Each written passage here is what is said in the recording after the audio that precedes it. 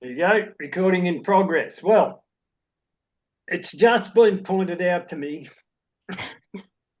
that, well, wait a minute, I'll say what I usually say. We are a bunch of Terra Australis state nationals.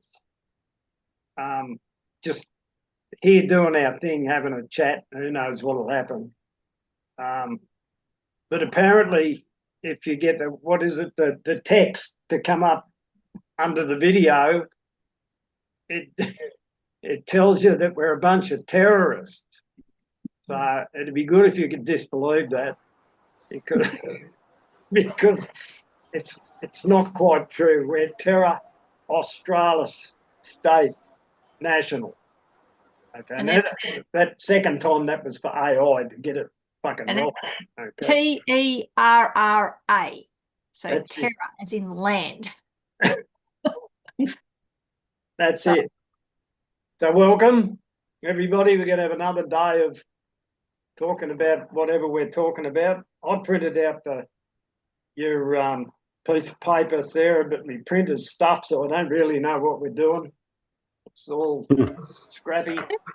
Seems to be the theme of today. I couldn't email it to anyone. I had to send it out via Telegram, and the email's not working, and it's the 4th of July, and apparently there was a big shift, like a big energetic shift in the last couple of days, and I would absolutely believe it because things are weird. Yeah. From my perspective, anyway. I suppose that's what happens when you're a terrorist. I don't know. You got to stop saying that, mate. We're going Yeah, you're not wrong. Righto, no more swear words. No more swear words. So yeah, you've got 3.5 regulars on here today. Fred's half regular. He goes missing, goes walkabout for a few weeks, and then we ring him up and get him back. Suzanne, Wayno, and Sarah, we're on here every week or most weeks. And we've had Suzie on here once before, and you're back to have another crack, Suzie. You must have enjoyed the first time round, did you? Yeah, no, it was good. Yeah, got a few things to hopefully contribute. So yeah, I believe so. I believe so. Yeah. So that being said, we might just dive into what Susie's going to talk about and see exactly where it takes us. Now, wait a minute. We've got a recipe there. Recipe? That's wrong, Susan. It's part of the Anadox. She's put a recipe in for winter tea, so I thought I could Oh, send yeah, it. I did see that. In the description later. Yeah. Along with the videos and stuff. So, yeah. I absolutely can't read what my printer read out. Susie, would you like to introduce what you're going to talk about today, and we'll just follow you? Me? Right, this Susie? Yes. I'm Yes. Susie, yeah. Sorry, because I get confused. Yeah. So, look, I was just going to start bringing up about, like, the stagnation in the freedom movements in general and what I can kind of see looking on and just with signs that are coming. I feel like that, you know, where a lot of people are looking at the symptoms of what's going on, but they're not looking at the cause. And when you look at what's actually going on in the world, there are like dark energies that are attracted to negative thoughts. And it doesn't necessarily mean, like, I mean, talking from my personal experience, when I did spend some time kidnapped, when I came out, like I think I said last time, I had a couple of hundred souls attached to me that they weren't bad, but they just saw the light and that was their way of getting out of that situation. But as well as that, I had other things attached to me that I had to get spiritual help with, because, you know, there are like dark frequencies that attack when you have negative energies, but when you go somewhere like prison or something quite substantial happens, they send things after you. It doesn't mean that you're a bad person. Most of the time it's because, you know, you're fighting for what's right, or you're shining too brightly and they don't like light. So they will send something to actually block your ability to shine and your ability to, because when you radiate love and light, then it spreads and they don't want that. So Yeah, that's basically what it's about, and how the universe reconfirms everything. I was preparing for a talk that I was going to have last weekend, and I took my dogs for a walk, and just to kind of explain how the universe, confirms things for you. I'm walking along with the dogs, milling over this section in my head about CGI, because I could remember my son when he was like, he's 30 now, but when he was in high school, he watched some show and came out and goes, oh, gee, CGI's come a long way. I had no idea what CGI was. And then when I learned, I thought, oh, yeah. And, years later, JFK's footage comes out and it's as clear as clear. And an article comes out about how, we've had really good CGI for a very, very long time, but they want us to believe, that it was very, back in the 40s, 50s, it was very, average quality. And all these articles were coming up about big paddocks full of old ancient cars. So they probably reset everything, bring all the cars back. I don't know. But we're talking about this. I'm thinking about this CGI and how I'm going to bring it into the conversation. And anyway, I remember after I'd watched this clip, I'm driving along and I remember a car pulling in front of me.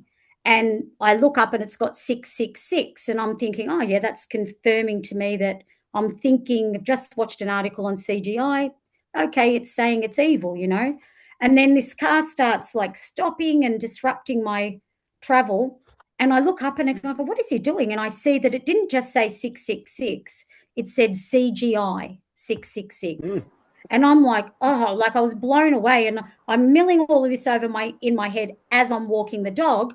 And then at that point, I look up and right in front of me, parked on the nature strip, is a car, AZZ. I don't know what that means, but 666. And I'm just like, wow. Like, so the universe is always like sending confirmation. And I'm sure a lot of people get this kind of thing. Yeah. So I don't know if you guys have experienced things like that, but I know some people have, but I think we always have to kind of keep an eye out for things like that, like signs, because coincidences aren't coincidences. They're usually confirmation from source that that you're on the right track. And normally you will learn something and then the confirmation will come. If someone tells you, like, it either doesn't sink in or there might be an inaccuracy, but then once you kind of experience something, and if I can keep going, unless someone wants a turn. So even with, I was doing Falun Dafa a few years back. I got into it and a friend introduced me to it and I loved it. And it's all about like a specific way of moving energy around the body and protecting the body. And I don't know if you all know the story of the Falun Dafa. They actually used to get hunted in China for their organs because it's a higher form of Tai Chi and it actually purifies their organs. And I actually spoke with one young Western one that I was doing a parade with him, I think in 23. And he said he had to get the injection because he had 2 kids to feed. And I said, oh, I'm so sorry. I just thought you wouldn't have, gone that path. He said, I didn't have a choice. He said, but don't worry. He said, because as soon as it was injected, he said, I turned around and the source just expelled it from his body straight away. He had this big like gush and whatever went in him left through his abdomen. Yeah. So they've been hunted like quite heavily for like a very long time for their organs. They've been in Australia for over 20 years. They're still in Swanston Street handing out pamphlets warning us about the communism taking over our country. So they are in the street all the time. They've got different spots all over the country where they get together and do this beautiful like qigong. It's quite amazing. And one of the ladies, the one that introduced me to it, she was telling me a show called Shan Yan, I think it was, came. It was a very colourful Chinese dance performance that was being sold at the theatres or at the art centre, I think. And she said, you've got to get people to go because they won't know, but it's moving the energy in a way that it will wake up the audience to what's going on because of the way they're moving energy. And my sister happened to tell me, like, at Christmas she was going to this show, so she's asleep. I've got no idea. I haven't spoken to her about it yet, but yeah, it'll be interesting to see if any shift has happened there. But I was in on with this qigong as well. I went to Colac a couple of weeks ago, and my friend booked me in to do qigong there, but it wasn't the spiritual protection one, but it does move energy. And this particular teacher was talking about doing like the movements based on water, and she did this move that was like Michael Jackson Thriller, and he steps to the side and he's doing the hands, and straight away I went to Michael Jackson Thriller, and I'm going, oh, like, hang on, is this evil? Like, what's going on? Like, because Thriller's quite dark, but that's what she was essentially doing. And the next day I open up my Facebook and there's a clip with Michael Jackson's face, and it goes, I might not, when I'm gone, at least you will still have like my music and my dance or something like that. And straight away I'm like, oh my gosh, like, he's moving energy. He was, whether he did it knowingly or unknowingly, because at the time he may have been under some kind of control, but it doesn't matter, because we're not in control, the source is in control. And so he's made up this dance, whether knowingly or unknowingly, that was positively moving energy. And yeah, the world's amazing. It's yeah, so many things. So yeah. A lot of interesting stuff in there, Susie. A lot of interesting stuff. I don't know how many of you know Nicola from Cairns, but I spent. She's a naturopath healer, and she was at my place this morning for about 4 hours, and straightening me out some problems that I had. That we discovered a critter while we were doing that. We had to get rid of a little critter. So, asked it nicely to leave. Like, you've got to ask the right questions, make sure, it's only allowed to stay if it's got good intent and doing no harm. So it had to leave. And and that was only a few hours ago. Now it was only about 3 hours ago. So it's interesting that you brought that stuff up that you did. But, I think it's interesting because, as when you started to talk, Susie, and you said, that within the freedom movement, it's kind of stagnated. And I think we're starting to see lots of division, internal divisions, and people getting really overly agitated about things, and really wanting to dig into their point of view and not really listening to other points of view and stuff like that. And I think that it's useful to remember that we're part of a bigger picture. And so that what's happening here essentially is, and I know Susie and I've talked about the archons, and I know Fred's aware of the archons, but the archons, if you read back through the Nag Hammadi stuff, the archons have been here for a very long time. And it's in there, and essentially they feed off negative energy. They feed off negative emotion. So it's in their interest to promote negative emotion because they're hungry. And bearing in mind that everything comes from source. Everything comes from source. The good, the bad, the ugly, it all comes from the same place. But it's all, and everything's here to serve a purpose. And the one way of looking at it is to say that all of the dark stuff, or the demons, or the Satanists, or whoever, whatever group you're talking about, they are here serving a role to help the rest of us find source. So they've arguably picked a noble path in being the way they are. But what's happening at the moment is that, if you bring that down a level, they're fighting for their survival because the world is shifting, the energy is shifting. A lot of people, we were just talking about it before we came onto this call, the energy is really, really weird at the moment, and there's very noticeable shifts going on. And those beings are moving to a point where, or the earth is moving to a point where a lot of that dark stuff just can't exist anymore. It's not going to be an environment that is going to support that form of life. So what they're trying to do is cling on as much as they can, and they attach. And like Susie said, in hospitals, in churches, in courts, in jails, in doctors' waiting rooms, like quite literally, the supermarket on a bad day. You can pick up grot, like spiritual or like residue, energetic grot from anywhere. And if you don't habitually clean and use hygiene, the same as we have to use mental hygiene as well and understand our own thoughts, because that's the only way we're going to recognize when we're having other thoughts planted into our head. If we don't know the tenor and the thought patterns of ourselves, we won't know when we're being hijacked that way.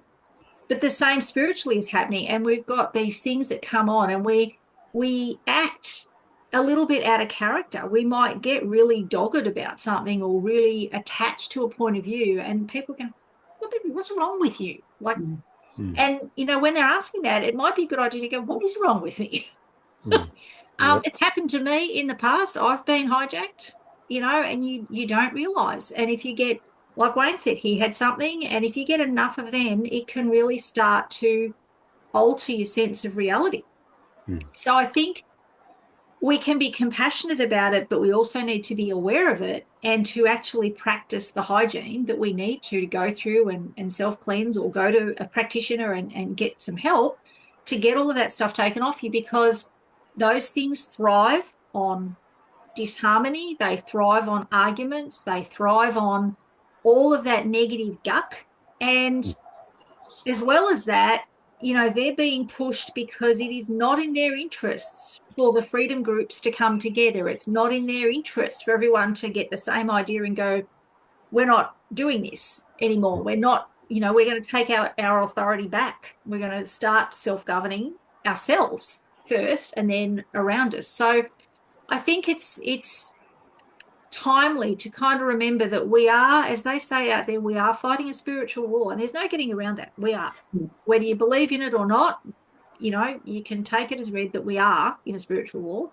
And that's one of the ways that they can co-opt any of us at any time, and it can happen on a day-to-day basis. You might just be waking up one day, you haven't slept very well, you've had a couple of glasses of wine, and before you know it, you've got some little creature hanging off you that's whispering in the back of your mind that everyone else is just horrible today, and so you go out and you start to sow disharmony, and they love it.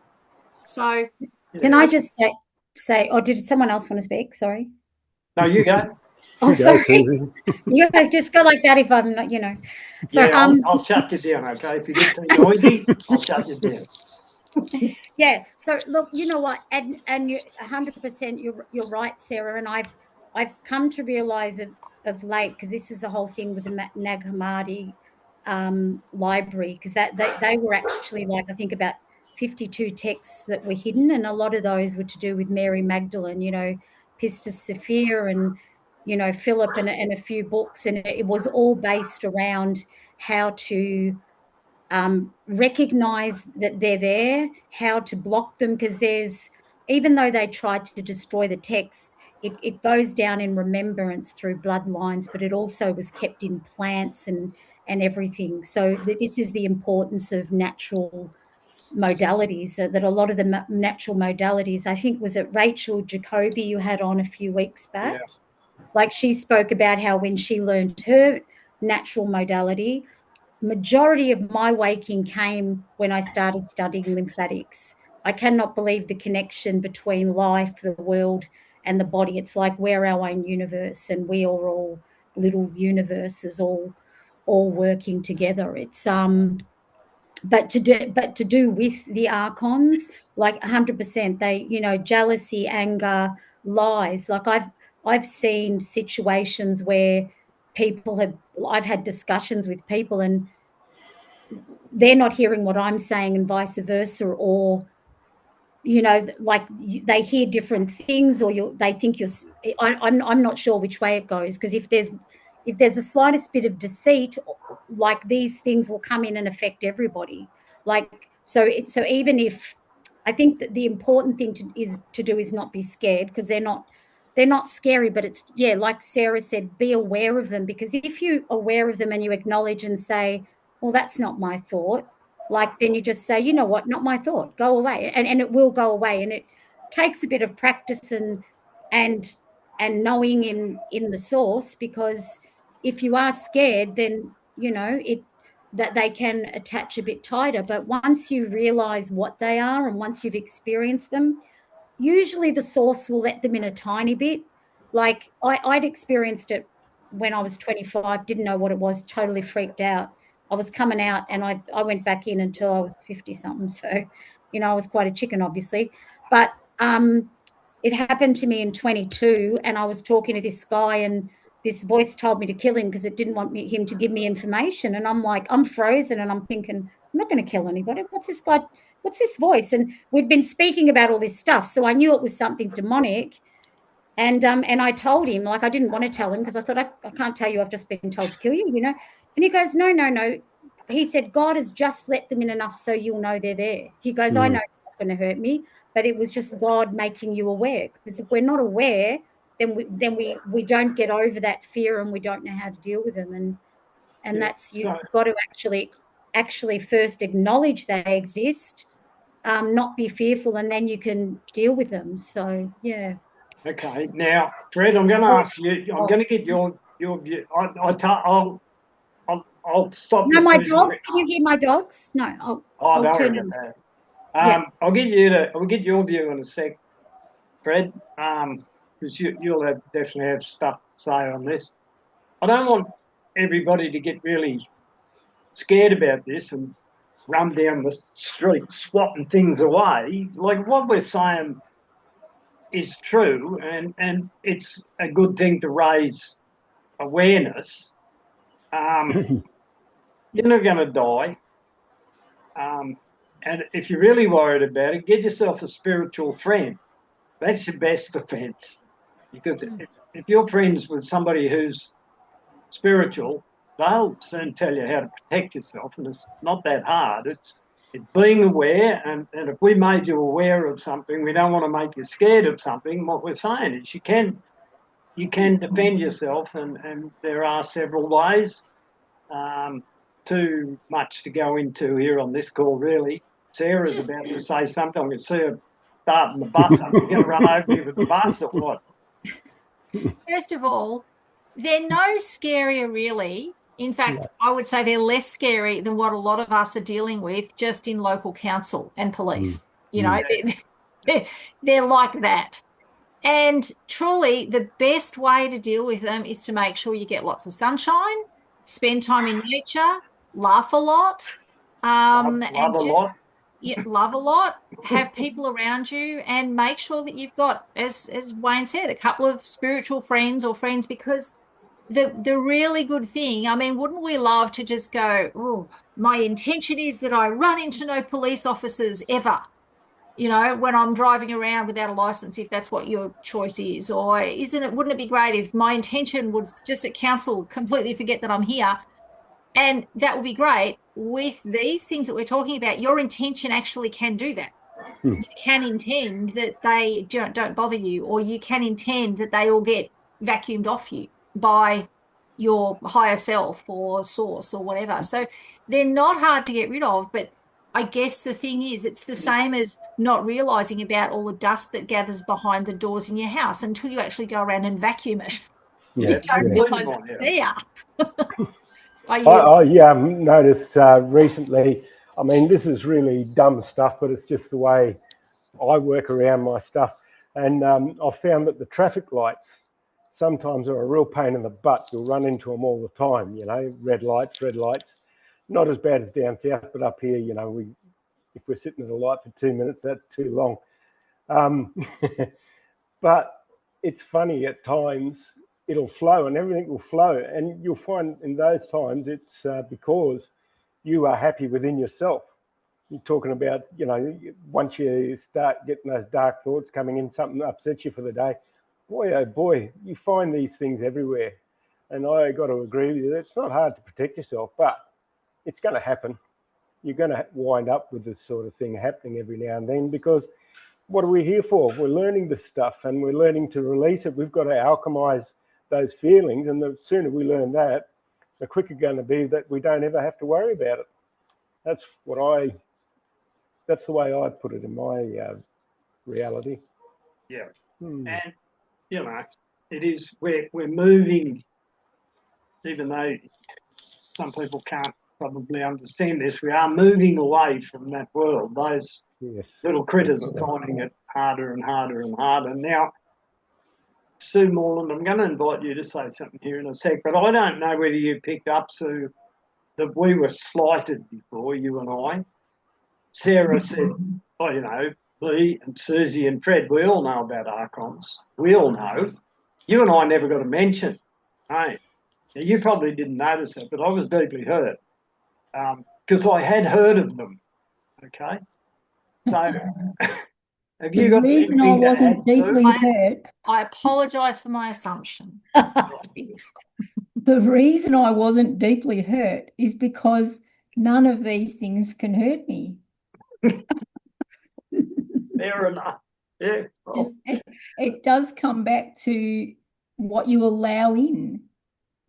And for me, I learnt off a friend really a few years ago that the greatest source of authority in your life is always you. Always. You are the one who allows in the negativity. You're also the one who allows in the loving, and you allow the healing. You have to allow all those things, and it's always a choice. And like over my life, I've noticed most people come to some sort of an awakening and a more positive path in their life when they suddenly are forced to look at their own health. I don't know what it is about looking after your health, but it's something that's very real and physical for you. So you have to take control of your diet or your exercise, your thought processes, and then you have to discipline yourself to do that. And in that, for some reason, it opens up the mind to learning about the rest of the disciplines in your life as well. And it's interesting how many people come to the awakening of what the world really is when they have to face their own physical reality. Yeah. So I'm thinking that the word of the day, being authority, is very appropriate in this circumstance because you will always be the highest authority in your life. And anything else that claims to have it over you must have your permission from somewhere. And that really is the source of why we all got into TASA. Like, where do all these organisations, all these self-proclaimed authorities think they have the right to tell me how I should live? As long as I do no harm to anyone else, I feel I'm good. And if everybody else does no harm to me, then we're all good. So for me, life is pretty simple. And, I refuse to ever be insulted. So I never am. That's a good point you make there, Sue. We are the highest authority. And I think when people are challenged by their health, they probably think, shit, I don't really want to die. That thought is serious enough for most people to think maybe I should take more notice, maybe I can change something. I'd say that the people that you're talking about have probably realised their own mortality, and that's probably the catalyst that got them to take some action, I'd reckon. I think when you get to the point too where you're no longer afraid of death, when you realise that the death of this particular mortal life is not the end anyway, that's a great release.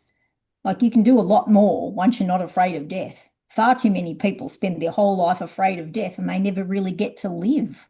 Yep. So, Yep. Yeah. So true. So true. So will we give that one a rest for a little minute then and go on to the word of the day? We can always come back to this. So the word of the day, Sarah, is authority. Correct. Authority, as in you know, someone who thinks they have power over us, assume power over us. We give our authority away, as Sue has pointed out. We are our own highest authority.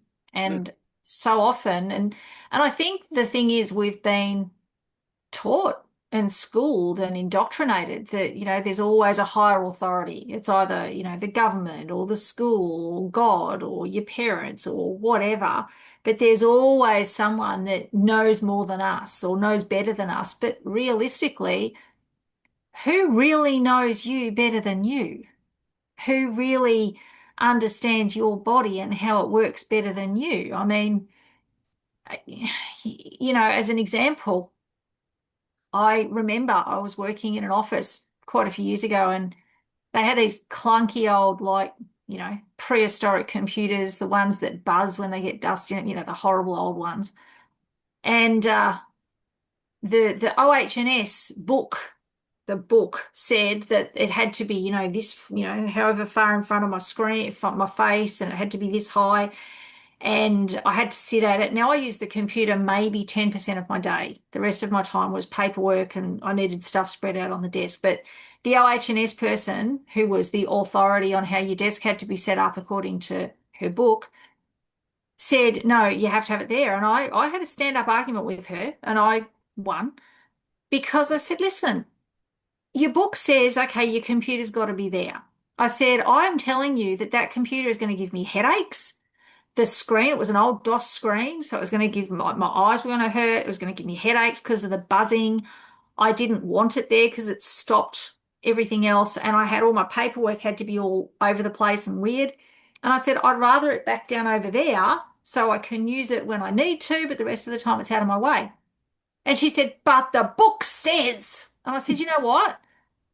I think I know my body better than the book. And the book, what does it say about 1960s computers up on telephone books? Because I'm pretty sure that's not covered in your book. Shouldn't we all have ergonomic desks and ergonomic chairs and ergonomic everything else? And she couldn't really say much to that. But I turned to the manager of the department and I said, look, if I sign a waiver saying that I will take responsibility for my health and I'm happy to have the computer down there, will that do? And she said, yeah. She said, you know your body, that's fine. We'll go with that. And so you can do it, but you have to know. You have to be able to stand on your ground and say, no, that is not going to work for me. And take your authority back. And I guess that's part of what being reconveyed is about, is knowing which parts of your life you want to outsource. And which parts of your life you're kind of like, yeah, look, whatever. You might have a great primary school in your area. You might have a really fantastic primary school. And so you go, you know what? It's okay. I don't mind if my kids go there. But there might be other people who go, I would never let my kids go to local primary school. And so they don't outsource that education. So I think authority is about recognizing that we hold the power in all the aspects of our life and we decide where and when we want to give parts of that power away. I yield. Very good. Very good. It's good, Sarah, that you can remember an argument that you won.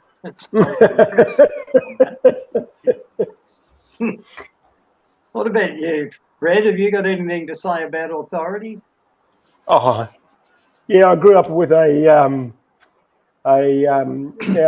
don't take this the wrong way, he was a loving man, but a Dutch father, and the Dutch aren't renowned for being soft about those sort of things. So, yeah, I learned about authority young, but by the same token, it wasn't until I got to about 22 where I stood up and started going, well, I'm a man too now, so I took my authority back, you might say. But like Sarah was saying, I think at times you sort of go, I'll let Dad have it now because I'm sick of this authority, but he can take the decision. So, but yeah, no, I think authority is who we choose.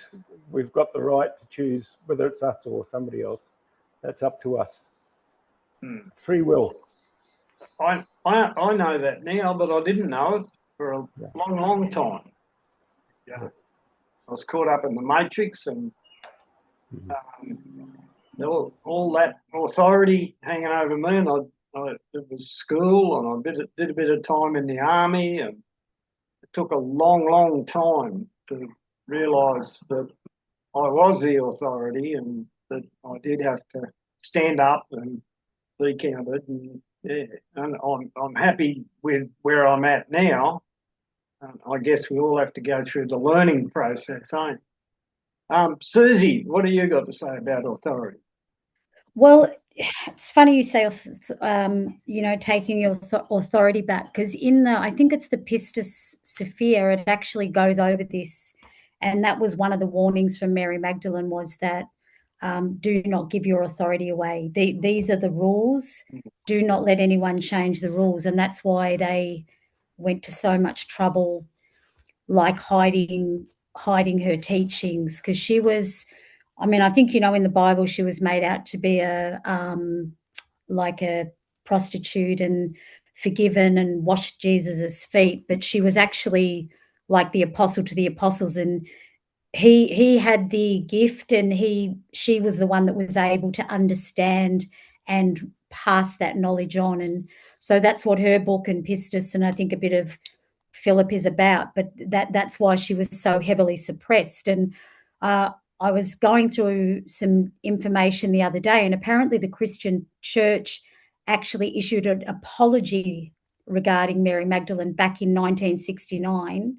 But of course, 1600 years of lies, as you know, if you believe a lie for long enough, it's really hard to get a society or a country, a world to believe the truth. So she actually she was actually protected by Cathars, and the Cathars and other bloodlines were actually slaughtered in southern France there back in the 13th century, and that was all based around trying to protect the knowledge of Mary Magdalene and the teachers about that. I'll tell you a sentence, and this comes from, I think, the Pistis Sophia. It is, you could say source, you could say God, but it says, whatever you say, like it says, Sophia awakens deep within me. And this is going back into the meaning of words. Sophia, or God, source, they talk that it's actually a consciousness that exists within you. And then to awaken is actually to awaken to the fact that the divine power is within you, like not outside of you. And a good indication of that is like your biosphere, like the energy's coming out, it's not coming in. Like, you radiate out, so that power is within. And then deep means not just emotional, but like deep inside you. So this is where the archons can't reach, which is why they always kind of try. And then me means that, and this is apparently what really got them to want to destroy all of this knowledge, is because me means, like it's within me, means the control is not outer, it's within. And they want the control to be out. And then the last word, no, that is it. Sorry, within me. And me destroys it, because me means that I'm in control, not someone else. So yeah, within means not an external control, but then me means I'm the one in control. So the kingdom is within, and that's the whole thing in the Bible. And people are praying to a God outside, and I've got to go through Jesus. Well, no, like the divine is within you. It's like the hologram. We're all just pieces of a hologram, but one little piece has the full picture. So yeah. Thanks, Suzie. Yeah, the power within, most people have no idea how powerful they are. And I can sit here and say that, and I probably fall into that category as well.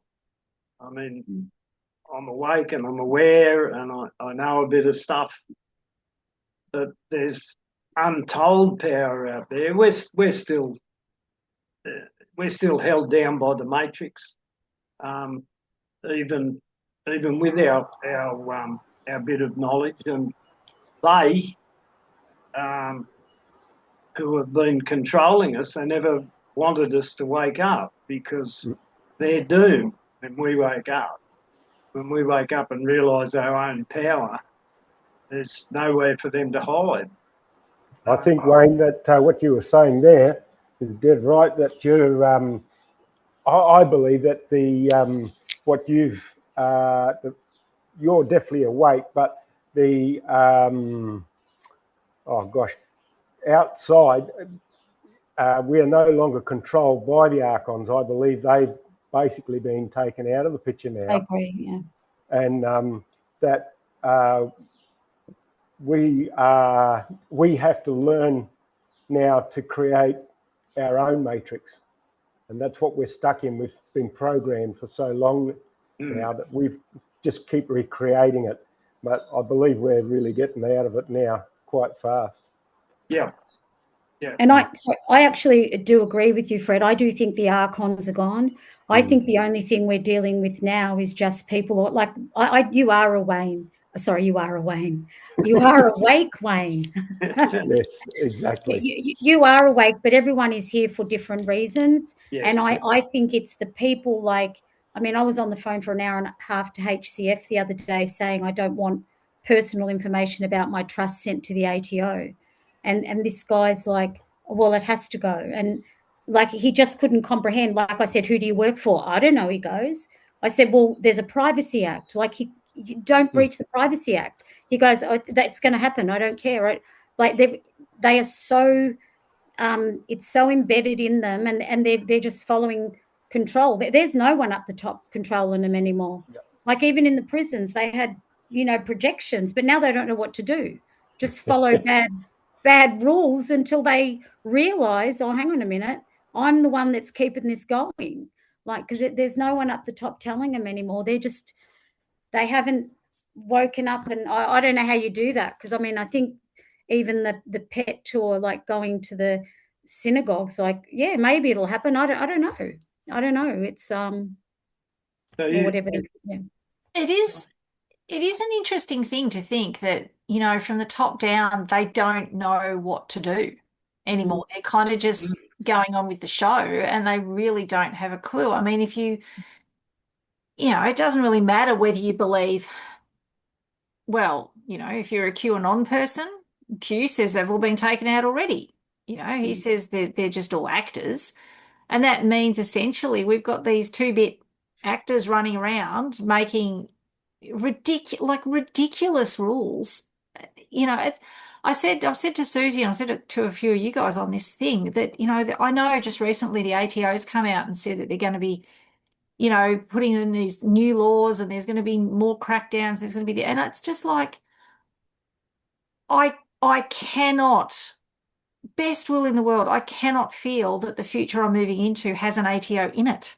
Yeah. I just don't. It's like getting upset about what Disney World's going to do, or me getting upset about the Italians changing the Trevi Fountain. It's got zero relevance to me, none at all, because it's just not part of the reality that I'm moving into. So, and I guess if you look at your own self and you go, well, okay, if I was suddenly left in charge of this huge organization and I had zero clue what to do and no one was giving me instructions, what would I be doing?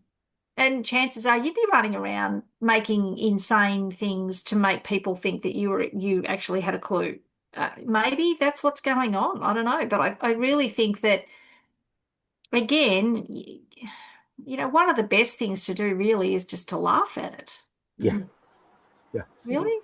What else could you do? Sue's talking. You're on mute, Sue. It comes back to the whole philosophy of self-governing, though. Like, we're promoting, as we realize that we have all this power in our own life and over our own reality, like if we literally could all wave a magic wand or every word we spoke came true, what chaos would happen out there? Yeah. Because people are so undisciplined about what they think and what they say and what they do. So the whole idea of being self-governing is to govern ourselves, to pull ourselves back. With great power comes great responsibility. So we don't have to worry about creating rules so that the rest of society won't go crazy. Each of us just has to keep our own power in check for our own good and for the love of our fellow men and women.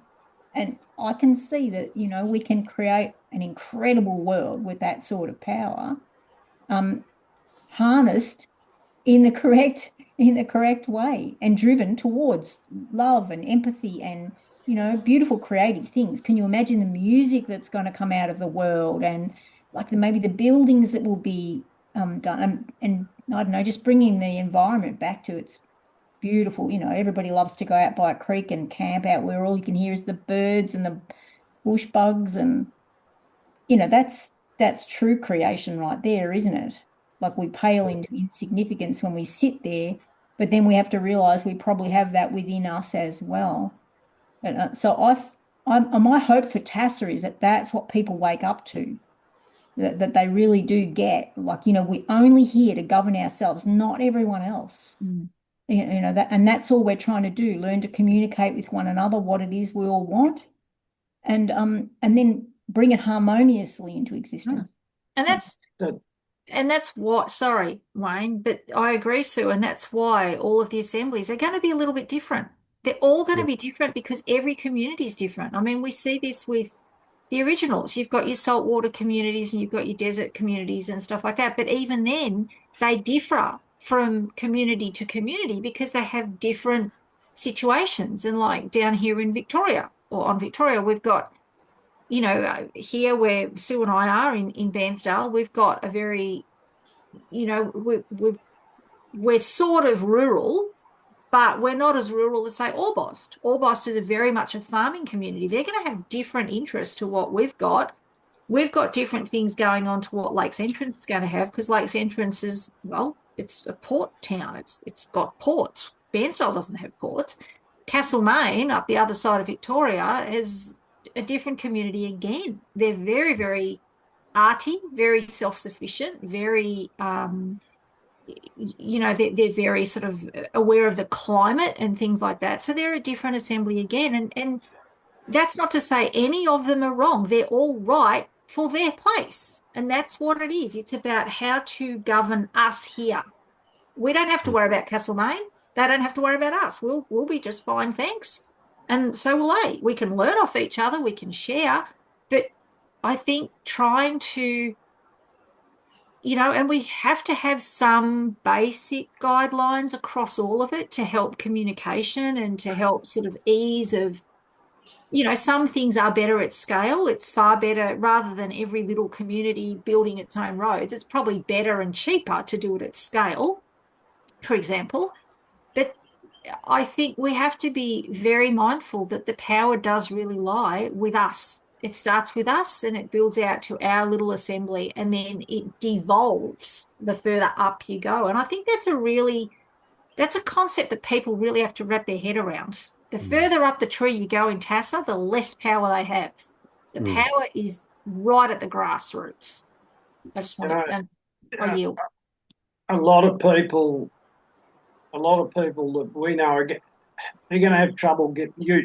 It's true what you say, but a lot of people that we know are going to have trouble believing that concept to be able to actually stand in those shoes and to actually behave like that and to actually have the power and to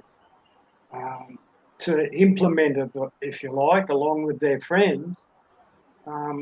Some people are still a long way away from that. And if you go back to the people that Suzie was talking about, if the top tier was taken away, and Susie's dealing with somebody who their whole life has done what they're told and they know no different, you can never get the correct answer from them.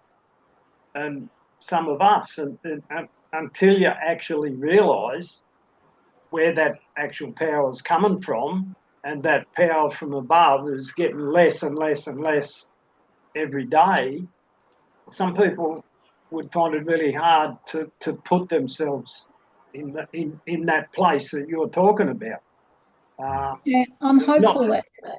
I'm hopeful that nature at one point will take over, a bit like when you watch a flock of birds. They fly in a V. Yeah. And there's only the front couple are, saying where the flock is going, but then they'll pull away and they'll move to the back. But then when those front three turn, the whole lot turns with them. They didn't make the decision, the front few did. And I think at some point that will happen with us too. It's only ever been the top 2 to 5% of people that drive where a community goes or where a nation goes as well. So we just have to have the more powerful minds. The people will follow. People always follow, but they'll just go, oh, we're doing it this way now, and they'll just go this way. Anyway, Yeah. On that, Suzanne, there was a interesting thing about deers. They were studied, and it was always thought there was one deer that was the alpha, and then that's what they built the whole system of how deers worked and all the rest of it for many, many years.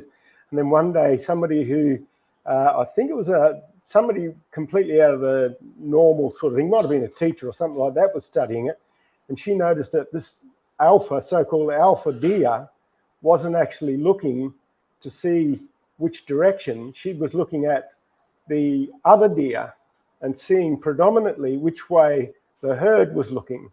And then when she got a firm fix on everybody's looking that way, that's the way she went.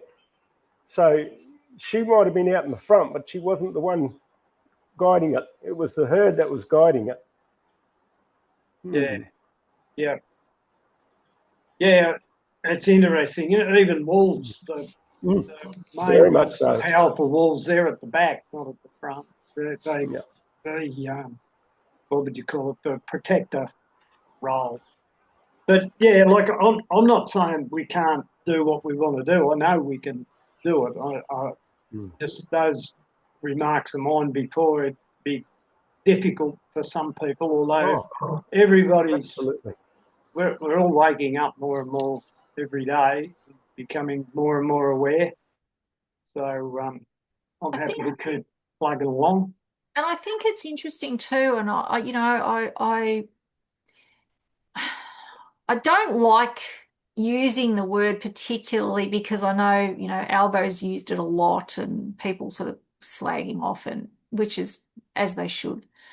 But he talks a bit about the vibe, and it's really interesting because there's been quite a few occasions over the last month or so, and I've had some friends who I wouldn't have said are awake. Like they're awake to the fraud and to the crime, and they're fully on board with TASA and all the rest of it, but they're not what you'd call spiritual. Like that's not what they talk about.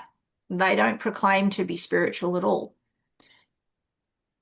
But I've talked to them, and because I'd been thinking about a whole lot of stuff. I'd been thinking about intentional communities, and I'd been thinking about work and future work, and I'd been thinking about just a whole lot of different random things. And I spoke to this person, and it was like we'd read off the same script. We were talking the same things, and I'm like, this is weird. And then it's happened a few times, and I do think that there's more of that kind of collective unconscious where we're kind of at a higher level, at a soul level, we're in that same space. And so I do think that as we move forward, there are going to be more people that they will pick up on that. It'll be like that 100 monkey thing. When you get enough people thinking the same thing, then everyone kind of thinks it. So we just kind of have to keep focusing forward on that and going, you know what, we'll get there, and it's going to be great, and it's going to be wonderful, and peace and love and whatever. Because I think we will actually see that the further we go down this path, the less need we'll have for any kind of authoritarian anything. Because we'll be coming from a space of feeling. Does that feel right, or does it feel a bit ick? And if it feels a bit ick, probably everyone else is thinking it's a bit ick too. So you'll just end up, everyone will kind of go, yeah, we're going that way because it feels good. Because we're not as we've already said, the energies are not going to be suitable for dastardly deeds. And the people who really want to do dastardly deeds, they'll get taken to where they need to go. And that's fine. And I know we are getting a bit into the woo tonight, but I think we kind of need to, because that's sort of where we're going. We need to start to grow up spiritually as a people. Um, we need to accept that we are more than just the flesh and blood that we walk around in, and that there is a bigger picture going on out there. And some of these concepts are going to be a bit weird to some people, maybe. Maybe people will go, oh no, we all knew that. Maybe everyone that listens to this call's already got the vibe. So, that'd be great. So we can't shy away from that, can we? And I was just thinking there while they were talking, Sarah, that the word of the day next week will be ick.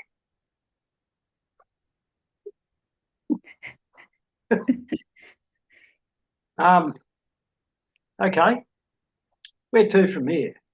What would anybody like to bring up, put forward, talk about, discuss for the next, say, 10 minutes? How about Anna's docs? How about that? We haven't They're done them yet. They're pretty big. That's Just a Pretty couple big, of are they? pretty big ones, yeah. Well, you better talk fast. Right then. Hey? Okay, let's go. So, 27th of June onwards. This is funny. So it's an international public notice. So it's gone out to, I must find out one day who her international public notices actually get posted to. It'd be really interesting to find that out. I've heard Mookie say that he has emails and that have gone to the Pope and to the White House and many others. They go to the people that need to see them. I don't think there's any doubt about that. Yeah, okay. Because she puts them out, and I was thinking one day, I thought, I wonder who actually gets these. So anyway. Some of those notices that point to particular people, they've gone to the Vatican, they've gone to the White House. I've heard Mookie say on more than one occasion that he's been CC'd into emails that have gone to those sort of places. So, yep, fair enough. They definitely go out there. Okay. Back to you. So the first document then, it's an international public notice, and she's calling out a woman called Kim Cooper, who is a woman in California who Anna has called stupid. Not because Kim is mentally deficient, and Anna's very clear about that, but because she is not able to accept new concepts. She is, allegedly, so indoctrinated in the system that when new information is presented to her, she just can't make sense of it and keeps returning back to what she knows, even when she's presented with proof that what she knows is demonstrably and factually wrong. Anna goes on to say that stupidity can be caused by several things: fear, habitual unexamined assumptions, laziness, being startled. Like when I woke up in the library yesterday and they said, when I said, where am I? And they said, you're in the library. And I was like, which library? That would have appeared to be pretty stupid. But, I was startled. And built-in cognition error that rejects new information. We should all regularly check our ideas and see if we too are being stupid. So that's, we were kind of talking about that earlier, is that people are finding it hard to recognize new things. Then there was an international public notice, and it goes on for 15 pages, this one, and it's called The Demonic Crowns. So, first of all, we need to clarify that when we talk about the Catholic Church, that just means all churches devoted to Yeshua's teachings, okay? The Roman Catholic Church is a separate beastie. It invented the Vatican and it's basically said, and it invented the Pope. And the Pope apparently inherited Peter's authority, which was granted by Yeshua.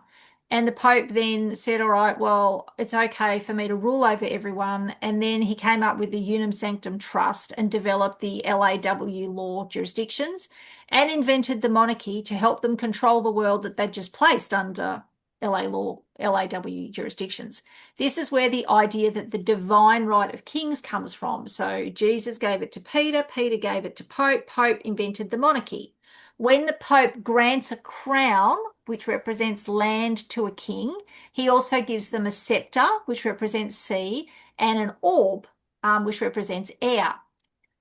That way, he, through the king, has control of everything using the monarch as a proxy. Now, this is not the king, it's all the kings that he's done.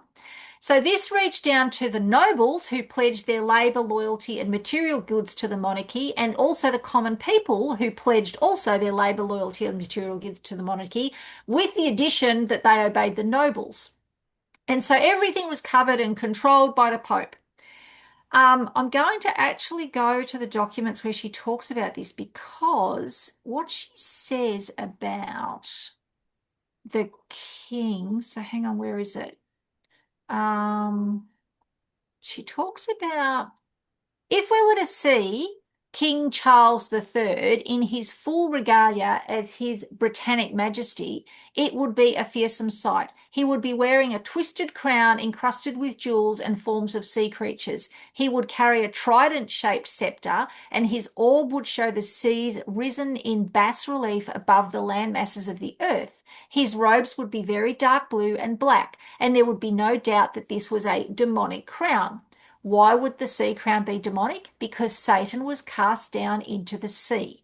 This is the basis of Satan's dominion over the earth, his home turf, the only environment dark enough, slippery enough to hide his deceptions and cover his lies and deceits. Then she goes back on to say about the city of Rome is different to Rome. The same as the city of Washington is, and the city of London is not the same as London City, all that kind of stuff. So there's a whole lot of things that she goes into there. It's a really interesting document, this one. But so anyway, so we come back here.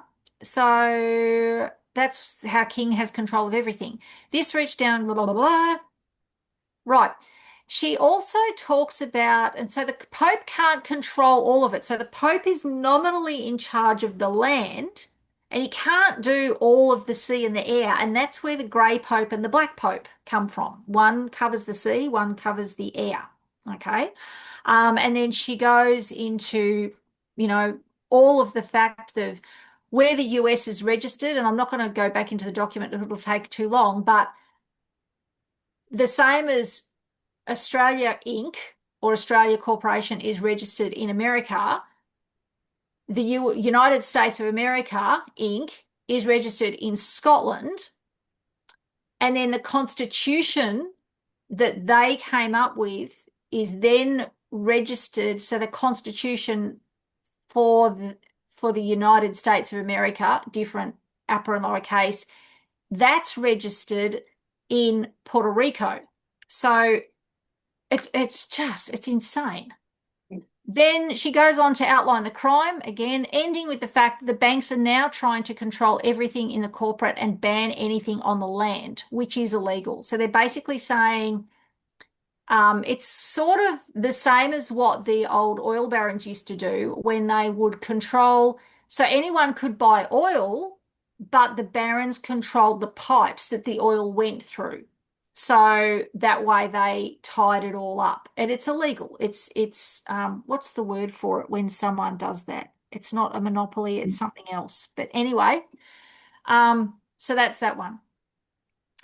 Then she does a Granabites, and it's called Tea and Sympathy, and she's talking about earth angels everywhere, turning up at the right time, in the right place, not looking at all angelic, just someone comforting who knows what to say or do, or just being there. And earth angels are not exalted. They have to go through stuff like everyone else. And if you are one and you have a question for the universe or you want to receive something, you need to make the question or request simple and specific, and you'll usually get a response within 30 days. And be careful what you ask for. She uses the example of Shannon wanting to meet a tall, leggy redhead, and someone gifted him with a red setter puppy dog that was leggy and tall and red hair. And then he said, I want to meet a tall, red-headed girl. And so he met a red-headed lesbian blacksmith. So you got to be careful. And then she puts a recipe for winter tea, which is good for parasites and detoxing, and which Wayne can put in the chat description. Then another Granobite's called The Weight I Carry. And she basically talks about what she's gone through. And she says that she's got more than the average amount of strength and willpower to get through her mission. She's gone through enough to crumble most people. They've done a time and motion study on Anna, and it would take 3 people just to get through her workload without enduring any of the personal attacks that she's gone through. And quite a lot of us are like that. We've gone through more than the average person because we've been designed to do so. So we are on missions. Okay, we do have missions, and we have to get through them.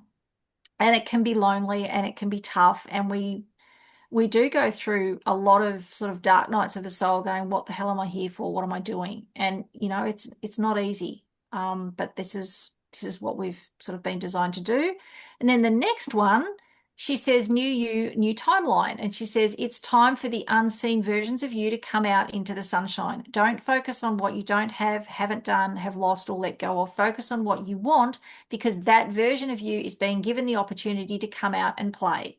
So even though the one just before this, she says, we've gone through tough times, we've not had easy lives, blah, blah, blah. She's now saying, however, things are just about to get better. This is where we have to say, and we have to focus on our future and what we want, and be very mindful about what we want, because we are now going to be given the opportunity to do all of this because Source has willed it so.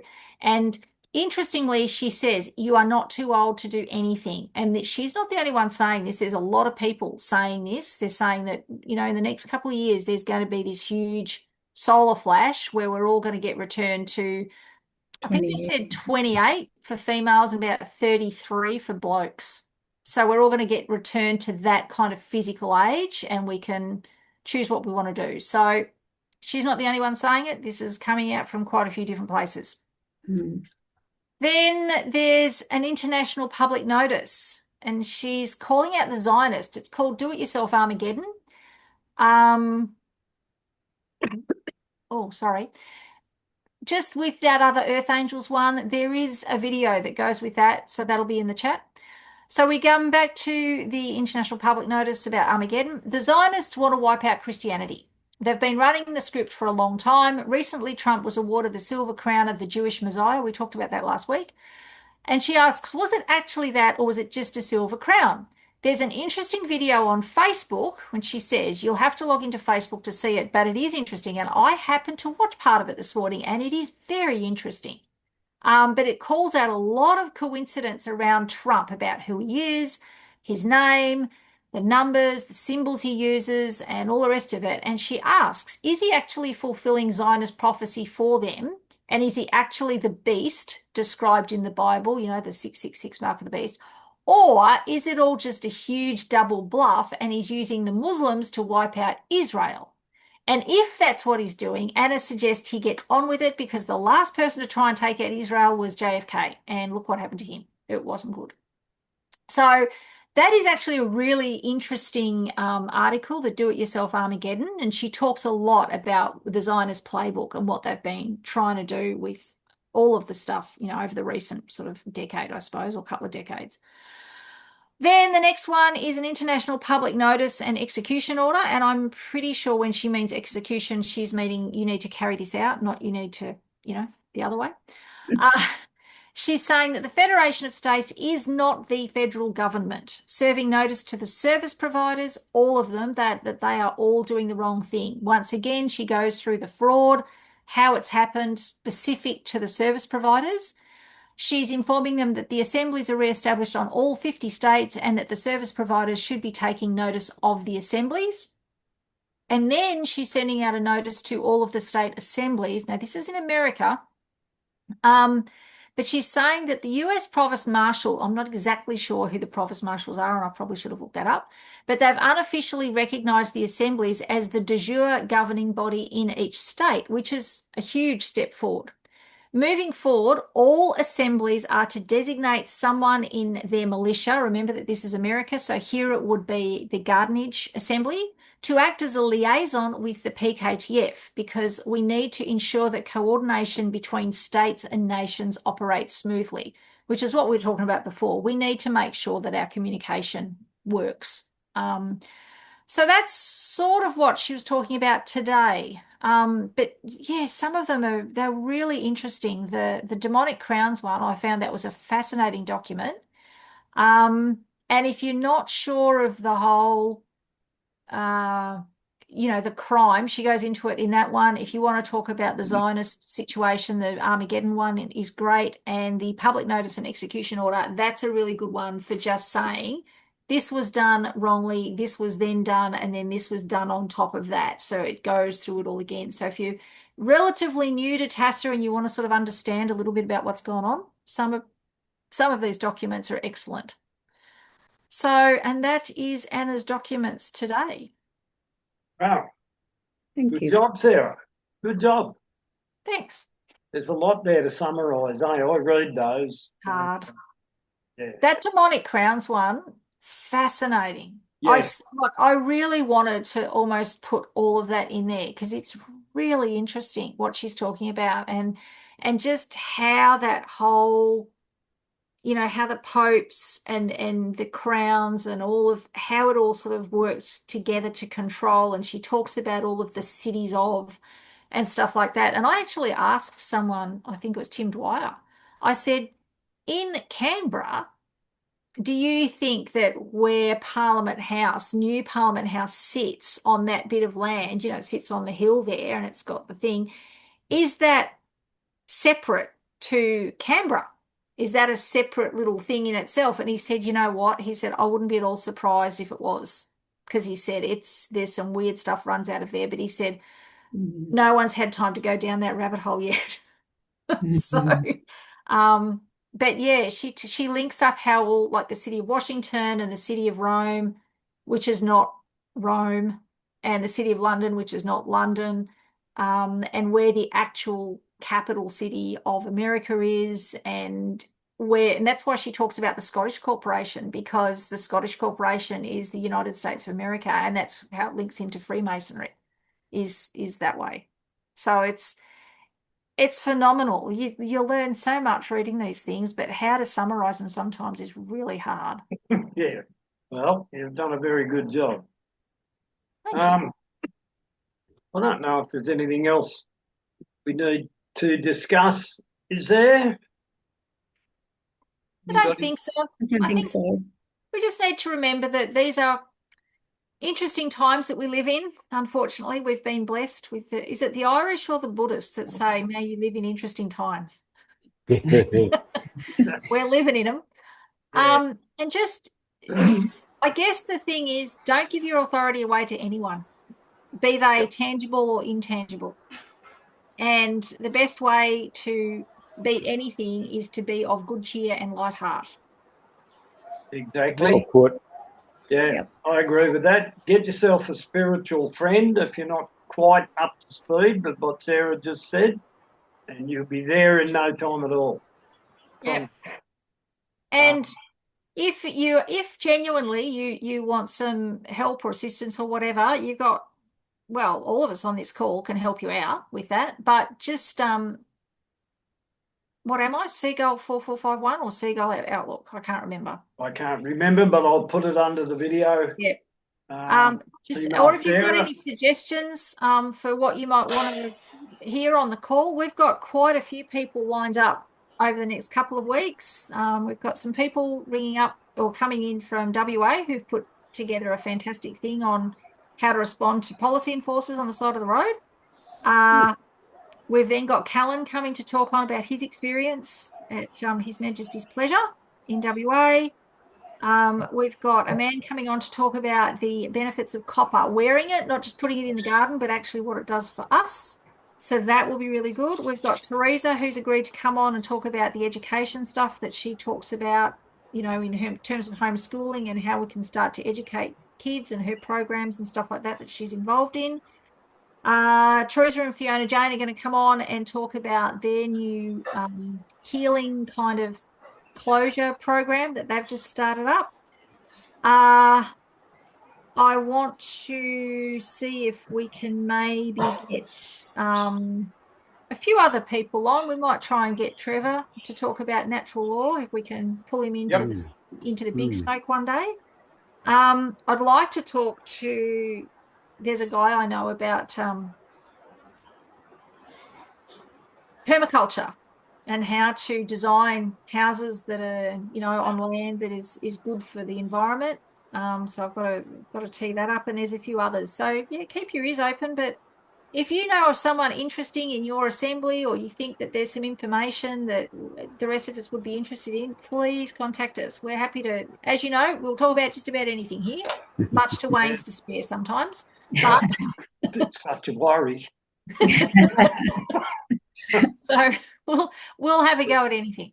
Yeah, it's like, why wasn't I told that was going to happen? So yeah, but everyone have a great week. Keep your head on a swivel because the energies are a bit weird and the timelines are jumping.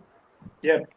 Yep. There's only really good things to look forward to. There's none, the worst stuff. I sincerely believe the worst stuff is behind us. It's over. Yep.